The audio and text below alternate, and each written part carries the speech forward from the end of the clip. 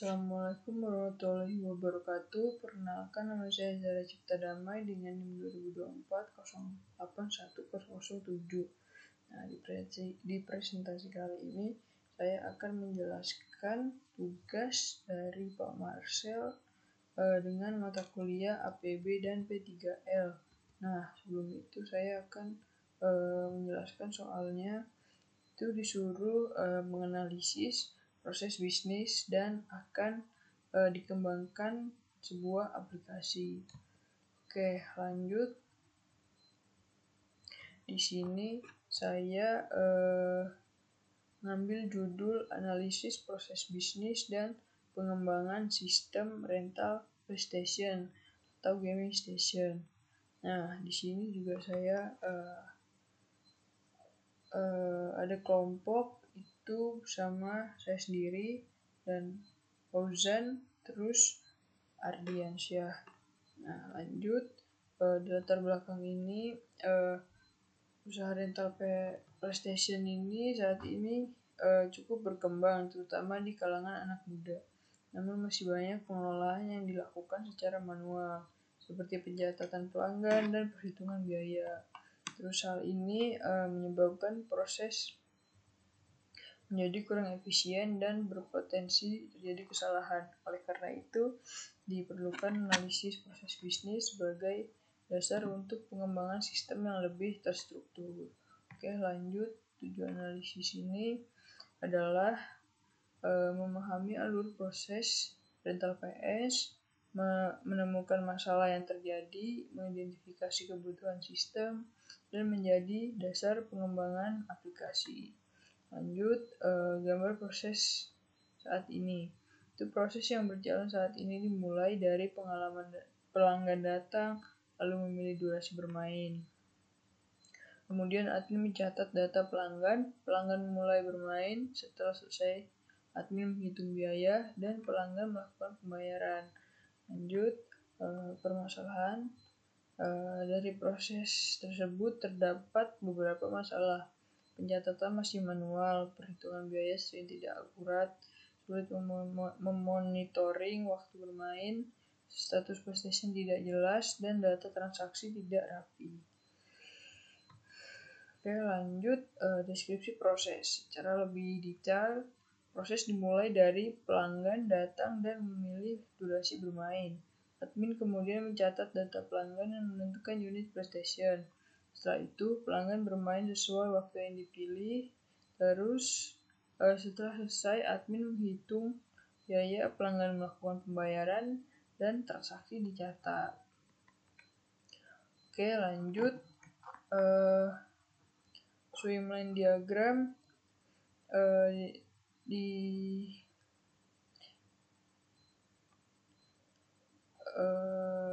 bagian ini diagram swimline ini dibagi menjadi dua, yaitu pelanggan dan admin. Dimulai dari pelanggan datang dan memilih layanan, terus admin mencatat data pelanggan, menentukan PS, terus pelanggan menggunakan PS-nya, terus admin menghitung biaya, terus pelanggan melakukan pembayaran. Setelah itu admin melakukan pencatatan.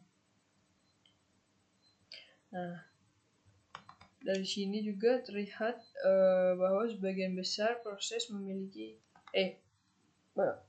masih manual, terutama di bagian catatan dan perhitungan yang berpotensi menyebabkan kesalahan. Lanjut, identifikasi proses. Di sini kami mengidentifikasi proses. Ada mengidentifikasi aktor dan objek dalam sistem.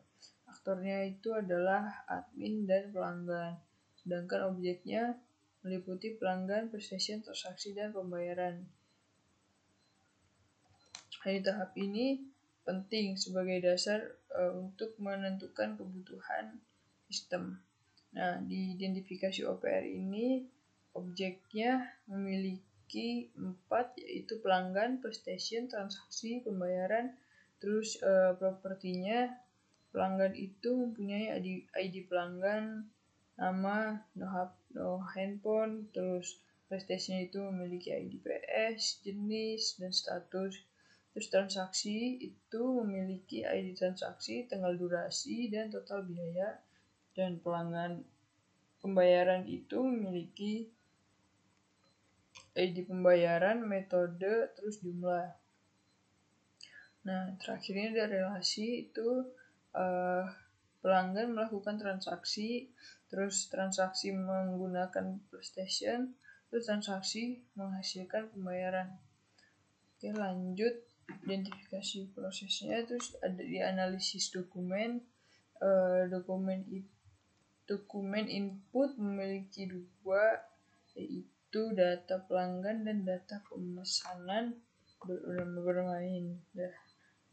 Terus ada dokumen output, itu ada struk pembayaran, laporan transaksi.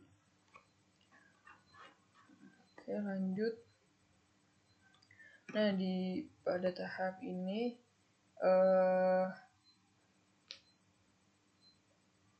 elisitasi kebutuhan tahap pertama. Tahap 1 itu kami mengidentifikasi kebutuhan dasar sistem seperti pencatatan dan data pelanggan, pencatatan durasi bermain, dan pencatatan transaksi. Jadi tahap ini tuh fokus pada digitalisasi proses yang sebelumnya masih manual. Lanjut, elisitasi kebutuhan tahap 2. Kebutuhan sistem dikembangkan menjadi lebih detail dan juga diprioritaskan. Untuk itu kami menggunakan TOE atau Table of Evaluation.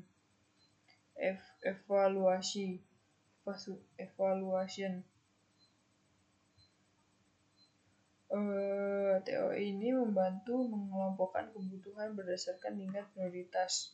Contohnya, pencatatan data dan transaksi menjadi prioritas utama, perhitungan biaya otomatis dan monitoring waktu juga prioritas tinggi, sedangkan fitur tambahan seperti laporan menjadi prioritas berikutnya. Dengan TOE, pengembangan sistem menjadi lebih terarah dan tidak semua fitur dikerjakan secara bersama. Lanjut, di sini ada use case diagram. Diagram ini mengembangkan interaksi antar aktor dengan sistem. Di sini ada 2 aktor, itu admin dan pelanggan. Nah, admin itu mempunyai ini data PS mulai sesi. Nah, pelanggan ini validasi data dan payment. Nah, terus lanjut spesifikasi use case. Pada bagian ini itu dijelaskan lebih detail setiap proses yang ada di dalam use case, mulai dari alur proses, faktor yang terlibat, hingga kondisi yang terjadi dalam sistem. Ini yang pertama itu ada mulai sesi, terus validasi data, terus data PS, payment atau pembayaran. Oke, lanjut. Nah, kesimpulan dari analisis yang telah dilakukan dapat disimpulkan bahwa sistem manual masih memiliki banyak kekurangan. Dengan adanya sistem informasi, proses bisnis rental PlayStation dapat menjadi lebih efisien, lebih terkontrol, dan lebih mudah dikelola. Lanjut, oke. Sekian presentasi dari saya. Terima kasih atas perhatiannya teman-teman semua. Terima kasih.